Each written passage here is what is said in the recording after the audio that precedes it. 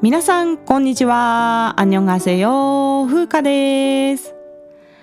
さて今回はテヨンさんの You Are という曲をカバーします。テヨンさんは少女時代のメインボーカルを務めていらっしゃる方で、この曲は2015年に発表されたテヨンさんのソロデビュー第1週のミニアルバムに収録されている曲です。少女時代は日本の第2次韓流ブームの中心的な存在で、日本でも爆発的な人気を誇ったグループなので、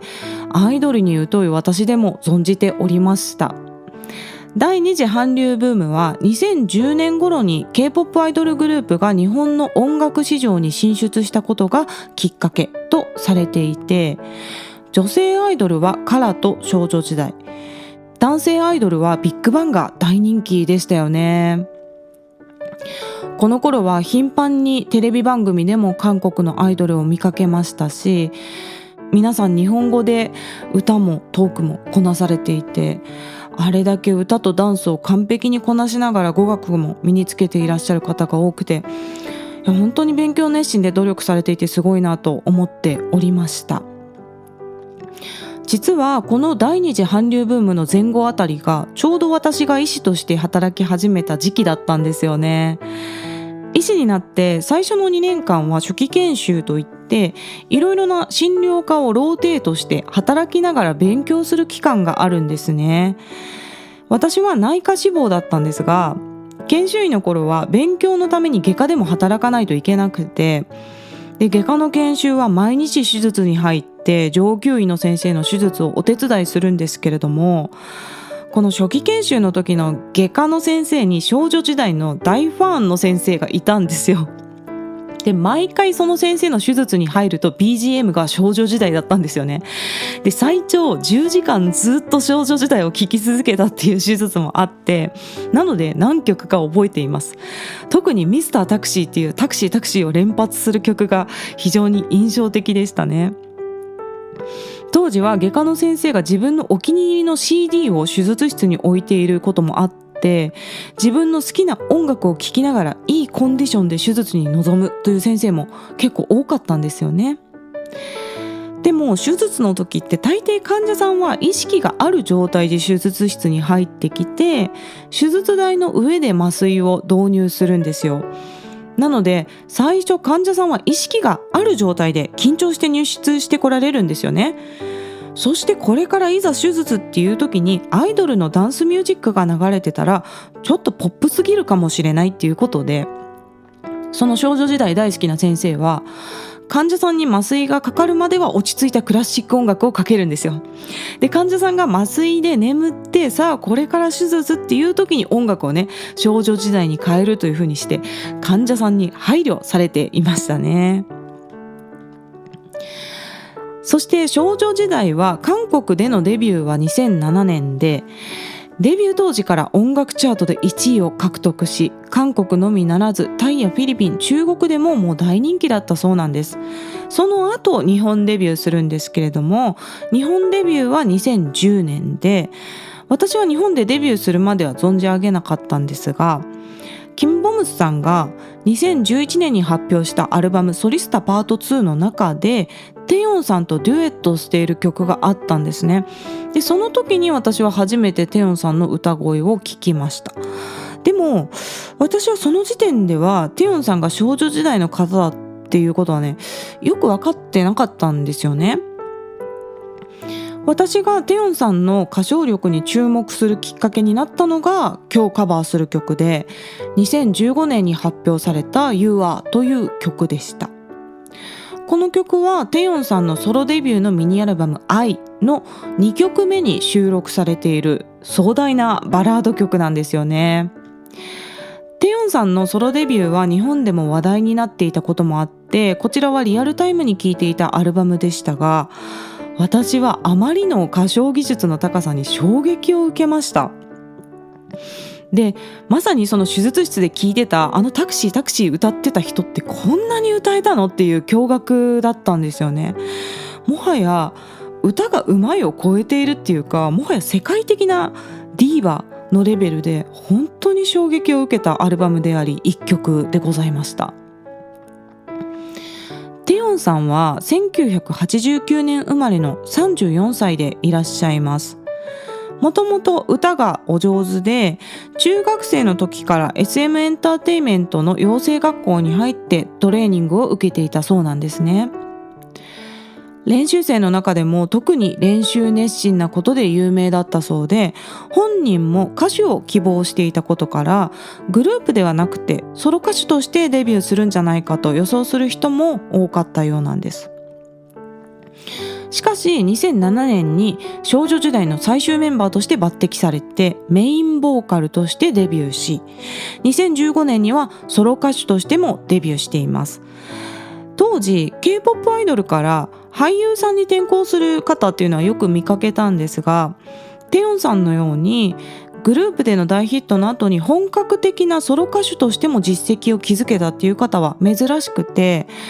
歌手を目指す K-POP アイドルの一つのロールモデルとなっているようですね。テヨンさんの歌唱技術の特徴は、まず歌えるジャンルの広さと音域の広さですね。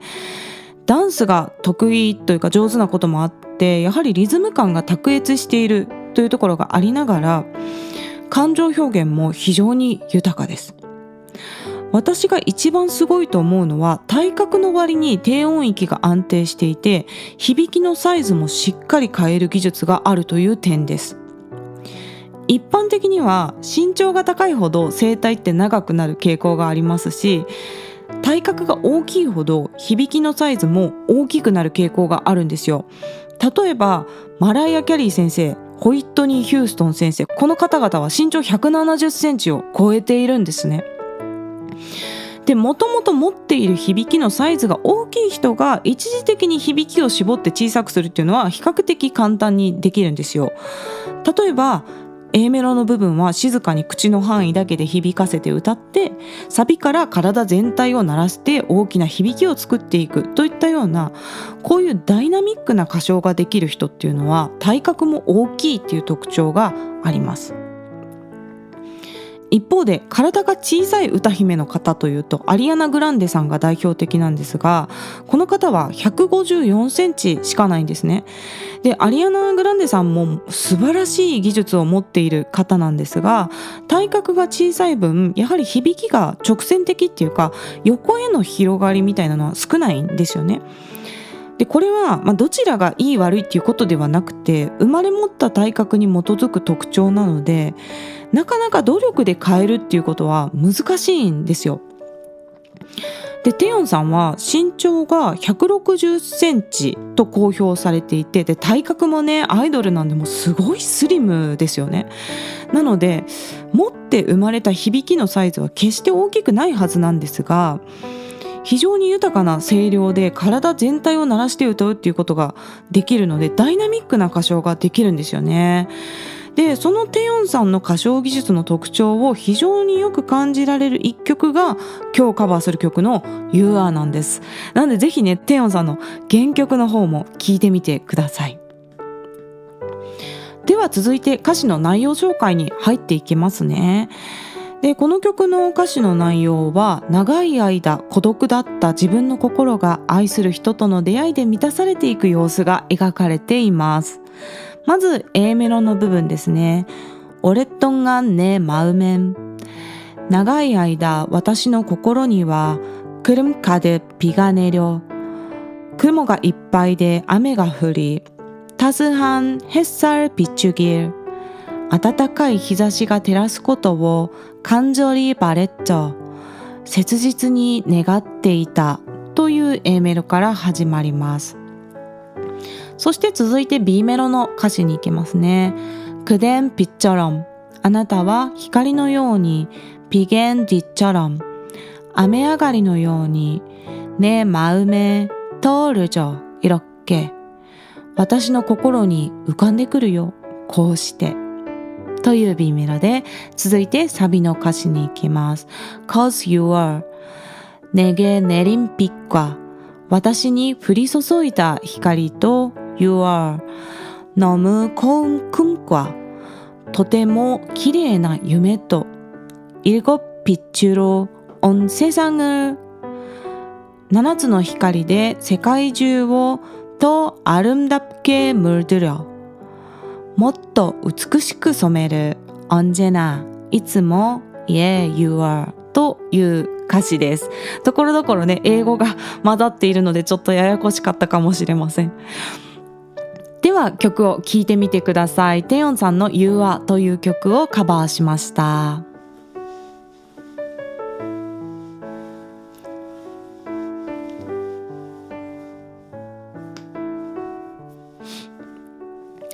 はい、いかがでしたでしょうか。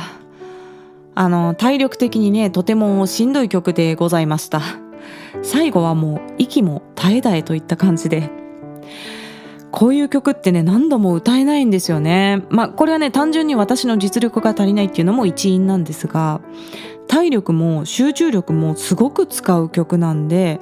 もう疲れちゃうんですよね。でレコーディングでテイクを重ねるごとにクオリティが下がってしまいます。で今回も韓国語の発音のミスがあるといけないので一応2回撮ったんですけれども、採用したテイクはほとんどが1回目の歌唱でもうほぼ一発撮りの状態でした。カラオケ音源はピアノとバイオリンの音で作っていて、キーはテヨンさんの原曲よりも半音下げています。カラオケのマイナス1キーの状態ですね。でキーを下げても低いし高いしでね本当に難しい曲でございました。ぜひテヨンさんの原曲も聴いてみてください。今日 YouTube に歌ってみた動画が上がります。 YouTube の方は韓国語歌詞を動画内に表示しています。その他の外国語字幕は YouTube 字幕でお楽しみください。概要欄の質問箱からメッセージや質問、リクエストなどぜひ気軽に送ってください。日本語でも韓国語でも英語でも大丈夫です。 YouTube のコメント欄でも受け付けております。